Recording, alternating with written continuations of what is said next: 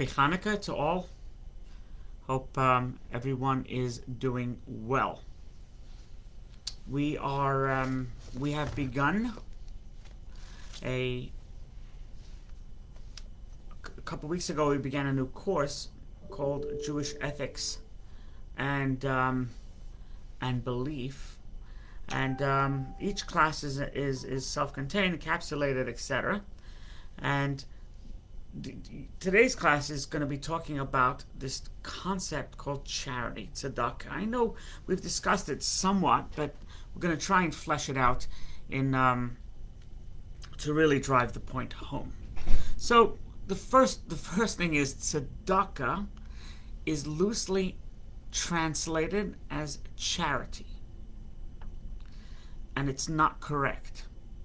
Tzedakah is righteousness. Charity, once again, is voluntary. It feels good. Righteousness is the right thing to do, regardless if it feels good or not. It's the right thing. The Jewish belief, by the way, and this is brought down in the Code of Jewish Law, that certain people have a lot of money, others lack money, and the idea is that those that have a decent amount of money are obligated to be God's partner and support the poor, or those that can't make ends meet, or those with incredibly can make ends meet, but they have large medical bills or whatever. So that's actually the Jewish philosophy, is that God places the money in escrow. Hi, Eileen.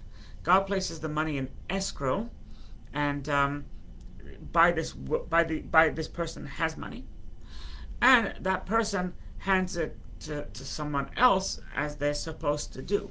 Now, it's interesting to note everybody's obligated to give charity, even the poor, right? So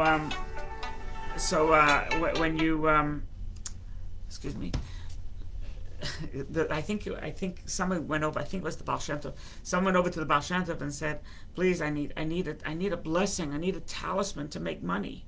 I'm so poor and destitute." So the Baal Shem Tov answered him, "Give charity," right? So we learn from there that even a poor person is obligated to give a tenth. Now, in the Torah, by the way, it says tzedek, tzedek, tirdof, righteousness, righteousness you shall pursue. So that is both charity, and it's also righteousness in the courts and righteousness in one's life, and etc. etc. The Talmud, it's interesting, based on this verse, the Talmud posits that charity is equal to all other mitzvahs. In other words, you put charity on one side of the scale and all the other mitzvahs on the other side of the scale, and it will be equal.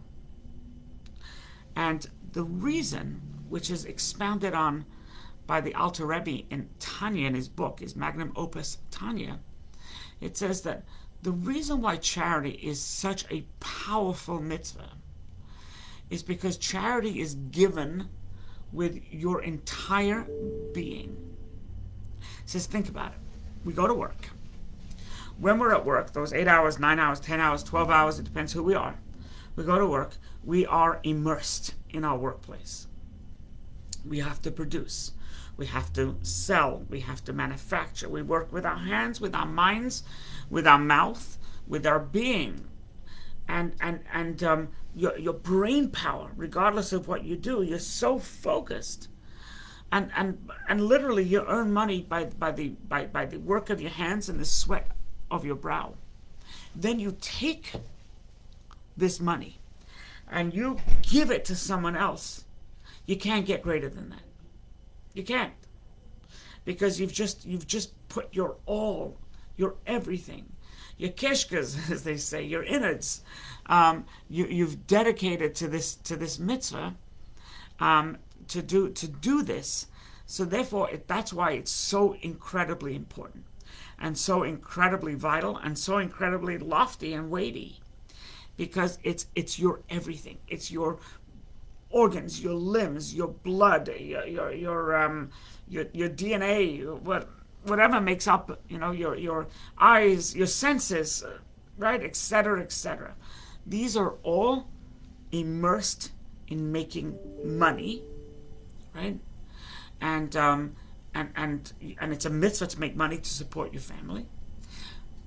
And then when you give some of the money, 10%, 20%, you give it to charity, it's just incredible. And based on the Talmud, is if a person gives charity, does the right thing, righteousness, they're just, and if they don't, they're unjust, and it's not just mean-spirited, but it's also illegal. It's law. One has to give 10%. It's Jewish law. You have to give 10%. The way, and by the way, throughout our history, especially now we're all over the world, but even certain places in the world, but throughout our history, in the towns and the cities in Israel, in the times of the temple and other times, it was charity was a tax that they basically used to tax and say, okay, how much charity?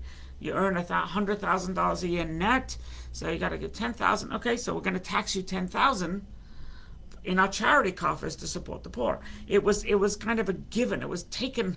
It was almost like we do today. We take, we have to pay taxes, whatever our threshold is, whatever our level is, whatever. But here it's a flat tax of 10%. Oh, you want to give more? You can give more. But it's basically a flat tax, and by the way, the taxes in the United States, a lot of it is charity as well, if you think about it. Unfortunately, it's squandered, and unfortunately, it's spent on things that are not necessarily congruous with our beliefs necessarily. I mean, some of it is, but some of it isn't. And that's a real problem, but it is, it's kind of set up on that system where the idea of taxes is to be able to run a society. It's not designed for pork. It's not designed to enrich the coffers of the politicians. That's bad. Now, the way it came about, the 10% came about, which 10% is a minimum. 10% is the minimum. You cannot give less than 10% of your net earnings. You can give 20%. You can give 30%. As long as you can give 80, 90%. As long as you have money, so if you, to support your family, you don't want to become a burden on society. You don't want your children to be a burden on society.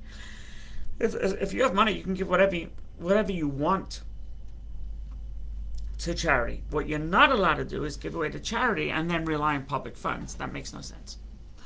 But how did 10% come to play? So in the Holy Temple, there was a 7-year cycle.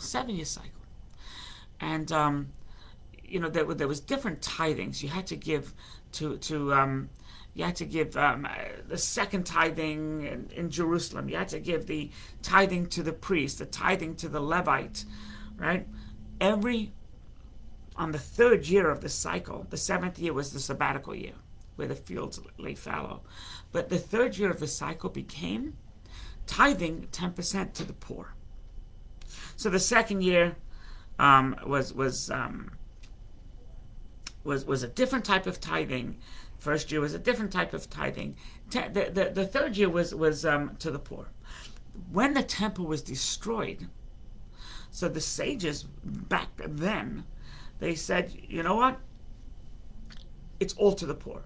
And they made it a law, a rabbinical law, that 10% goes to the poor. We don't have this concept of priests today where we have to give our teruma and our meiser and our trumas meiser, our different various offerings. A Kohen in the times of the temple, priest, there was like 24 gifts we had to give to them. From the animal, from the fields, from this, that, and the other. We don't have that. So they said, okay, in lieu of all of that, we don't have to support the Kohen unless the Kohen relies on our charity, like any, excuse me, any poor person. But so now they just said it's 10% of your net earnings, and it's true every year. Now, the Alter Rebbe once again in Tanya says, yeah, you can give it once a year. You can pay your taxes once a year. He says, but how great is it if you give every week, or instead of every week, every day? He says, because each act is mind-boggling. Each act, remember, you work for this money, and each act you do, you say, okay, today I'm going to give $30, and you do it. Today I'm going to give $50, and you do it. It depends on what you earned, right? Some people are on a set salary, some people are not, commission, etc. And you do it. The Alter Rebbe says what that does is every time is a separate mitzvah. Every time is a spiritual awakening.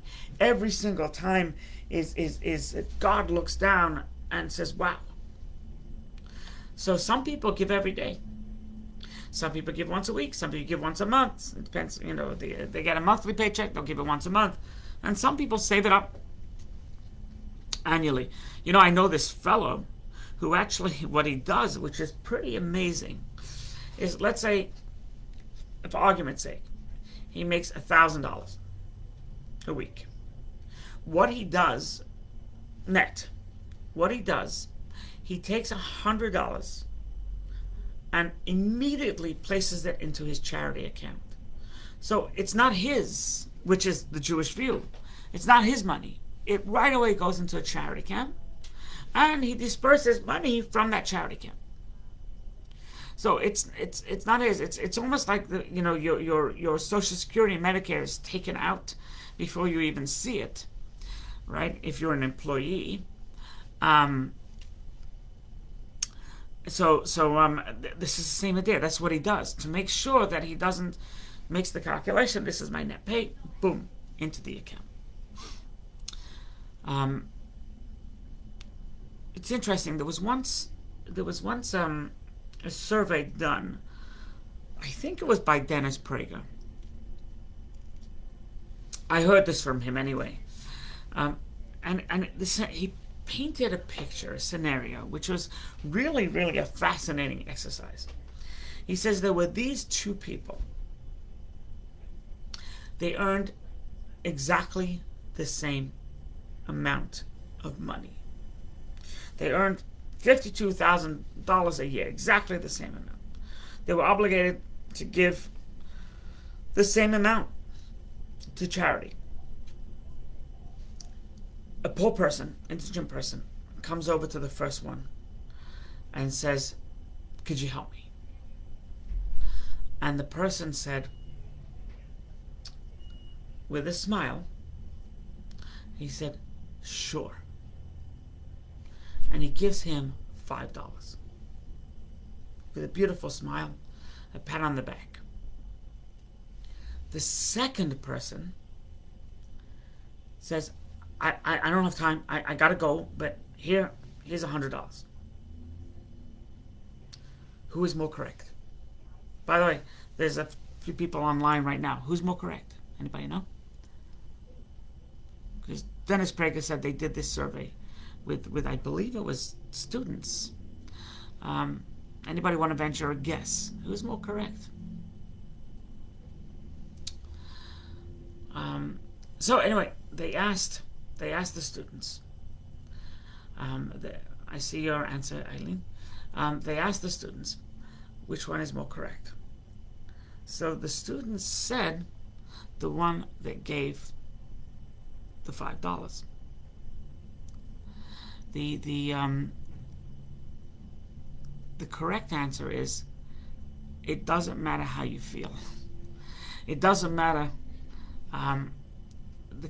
The answer is that the fellow that gave the 10%, the $100, is correct. By the way, this example is that's all they gave that week. That's all they gave.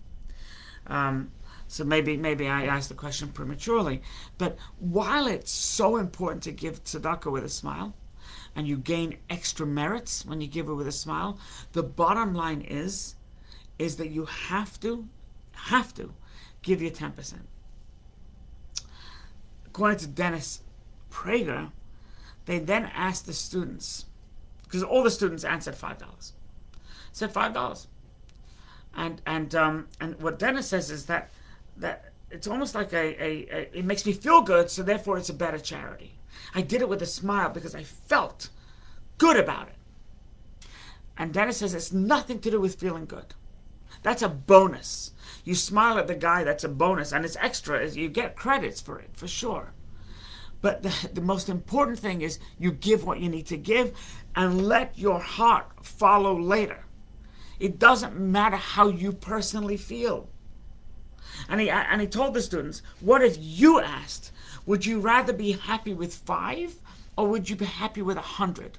And all the students said, well, 5 is kind of shortchanging. He goes, precisely. It doesn't matter. It doesn't matter how you feel about it. You just have to give that 10%. You feel badly about it, your heart will follow eventually. You feel good about it, that's great. As far as your feelings, you have to put them aside and do the right thing. That was the point of the exercise. Do the right thing. Now, it does say, Maimonides or Nachmanides, I think both of them, they say that if you give the money with a scowl, you just hurt the charity. You'll get a credit for it, but it will not soar to the heavens as much as it should. You give the charity with a smile, it will. And you'll gain extra merits. And I think it's Nachmanides that says for every extra merit you have, it adds a certain amount of life, physical life. So merits equal life. So yeah, you have to give it. You have to give it with a smile. But we're talking about your feel good. Your feel good is irrelevant. It's completely irrelevant if you feel good. You have to give that 10%. In the Talmud, it says that a person should give, 10% is minimum. 20% a person should give. More than 20% you shouldn't give. Al yavazbaz yoseh mechomish. Don't give more than 20%. Along comes the Alter Rebbe, and the Alter Rebbe says, yeah, that's if you've been a perfect person. That's if you have nothing to atone for. That's if you've crossed all your T's and dotted your I's, your relationship with God is solid. He says, however, if the relationship is not solid, if you have a lot to answer for, then you can give more than 20%. And the way he explains it is, if you had to save your arm, right? You had to save your arm, and you would pay however much you could in order to save your arm, more than 20%, more than 30%. To save your life, you would live on the street to save your life, right? You're a healthy, strapping young man of 35 years old, and you were told this is going to cost you $900,000, and you say to yourself, my goodness, I only have $870,000. You'll commit to it. The Alter Rebbe says, so it's true with your soul. To save your soul, 20%, 10%, 20%, doesn't matter. The Talmud is only referring to somebody who is completely solid with God. And by the way, because it's a tax, it's viewed as a tax in Judaism, that's why it's okay to publicize your name. Because you've done not the philanthropic thing, the kind thing, you've done the right thing. And therefore, you put someone's name, thank you, or you thank you for this donation, thank you for that donation. You make it public, unless the person specifically says anonymous. But the Lubavitcher Rebbe said that it's okay to make your name public if that will inspire others to give. So, we have a December 8th to 10th, we have we're trying to raise $300,000, and we have matches, and we're working on the matches. And these matches, their names will be posted because they inspired someone to give. Their names should be posted because they've done a righteous thing. If you don't, righteousness, yeah, that's a beautiful thing. If a person does an abominable thing, then we don't have to spread their name. Here's the rub. We had 3 patriarchs, Abraham, Isaac, and Jacob.